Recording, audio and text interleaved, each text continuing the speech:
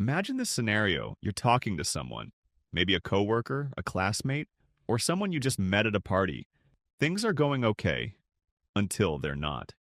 The conversation slows, then stops, and now the two of you are just standing there in silence, both pretending to think of something to say. You start to panic a little. Should you bring up the weather again? Laugh awkwardly? Walk away and fake a phone call? These moments can feel small, but they stick with us. Enough of them, and you start avoiding conversations altogether. Not because you don't want to connect with people, but because you're tired of feeling like you're bad at it. Here's the good news, you're not.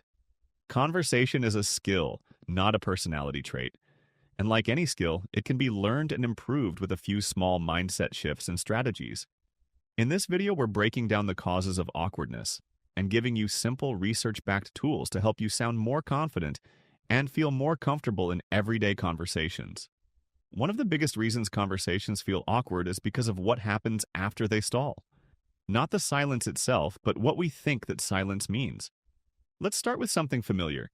Have you ever been in a classroom or meeting and wanted to get up, maybe to use the restroom or hand something in, but you hesitated because you were worried everyone would watch you? You sit there, overthinking every possible judgment someone might have. Are they going to think I'm being rude? Is this a weird time to leave? Am I drawing too much attention to myself? Now flip it. When someone else gets up during a meeting, how long do you think about it? Do you judge them? Probably not. If you even notice at all, you forget about it a few seconds later. That's what social psychologists call the spotlight effect. It describes how we tend to overestimate how much other people notice and remember our behavior. We feel like all eyes are on us, even when no one is really paying that much attention. The same thing happens during conversations. When a silence shows up, we assume we've messed up. We think the other person must be judging us, or that we've just revealed how boring or awkward we really are. But in reality, most people don't overanalyze these pauses. They're just part of how humans talk. Sometimes someone is thinking. Sometimes they're distracted. Sometimes there really isn't anything urgent to say, and that's okay. Understanding that awkward silences aren't personal and aren't nearly as memorable to others as they feel to you is the first step to relaxing in social situations. The pressure you feel is real, but it's not based on truth. Letting go of that pressure makes the pause feel less like a failure and more like what it actually is. Just a pause. In fact, even therapists and psychologists, people who are trained to have deep, meaningful conversations, have to learn how to be comfortable with silence. One of the core skills in therapy is knowing when to wait, giving someone space to think or process. That silence can feel heavy at first, even for professionals, but over time they learn that a pause doesn't mean something is wrong. It just means something real is happening. The same applies in everyday conversation. Silence isn't failure, it's often just space. And knowing that makes it a whole lot easier to sit with. While it might seem like some people are just naturally good at conversation, a lot of it comes down to preparation. You don't need a script, but having a few go-to topics in your back pocket can make a big difference. Think of these as pocket topics. They're simple, open-ended things you can bring up if the conversation starts to slow.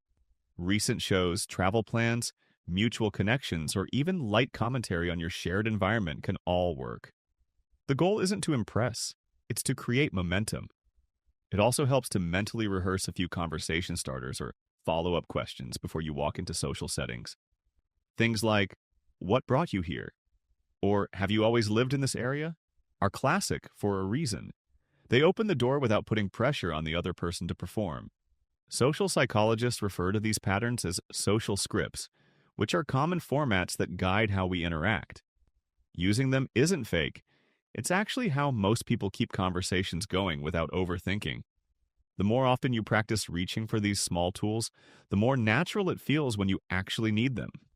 One of the most common reasons a conversation dies is because people respond in ways that don't leave much to build on. We give short, one-line answers and then expect the other person to magically keep things going. For example, someone might ask, "So, what do you do?" And you reply, "I work in marketing." And then, silence. Not because they weren't interested, but because they didn't have anything to grab onto. This is where something called the rule of three comes in. It's a simple trick. Whenever someone asks you a question, try to give 3 small pieces of information in your response. That could be a basic fact, a bit of context, and something personal. Instead of just saying, I work in marketing, you could say, I work in marketing at a nonprofit. I've been there for about 2 years now. It's mostly social media and outreach, which is fun, but definitely keeps me on my toes. That's still casual and not overly long, but now you've given them multiple ways to keep the conversation going. They might ask about the nonprofit, the kind of outreach you do, or how you got into that line of work. The same approach applies to other questions. If someone asks where you're from, instead of just saying the name of a city, you might say, I grew up in Chicago, moved here for school, and kind of just stayed afterward. If they ask how your weekend was, you could say, pretty chill. I caught up on sleep, finished a book I'd been putting off, and tried this weird new Thai place that just opened up. You're not telling your life story. You're just offering natural details that make it easier for the other person to respond. It's like giving them a few stepping stones instead of just one. This also helps you come across as more confident and engaged. You're not dominating the conversation, but you're giving it something to work with, and that alone can make you seem a lot more approachable, even if you still feel a little awkward inside. If social situations make you anxious, this is a structure you can practice. You don't have to be clever or charismatic. You just need to be willing to share a little more than the bare minimum. Most of the time, that's all it takes to keep the conversation alive. One of the easiest ways to keep a conversation going is by showing real interest in what the other person is saying. You don't need to come up with clever lines or lead every topic. In fact, some of the best conversations happen when you take a step back and give the other person space to share more.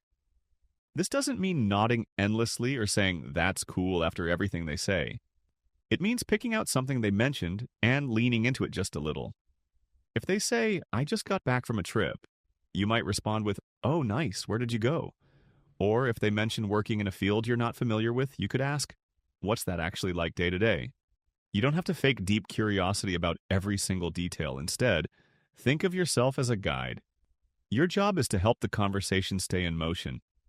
Most people appreciate the chance to talk about their experiences, but they won't always open up unless they feel like you're listening. Repeating a word or phrase they just used is another simple tool that works surprisingly well. If someone says, it was a tough week at work, you might respond with, tough week?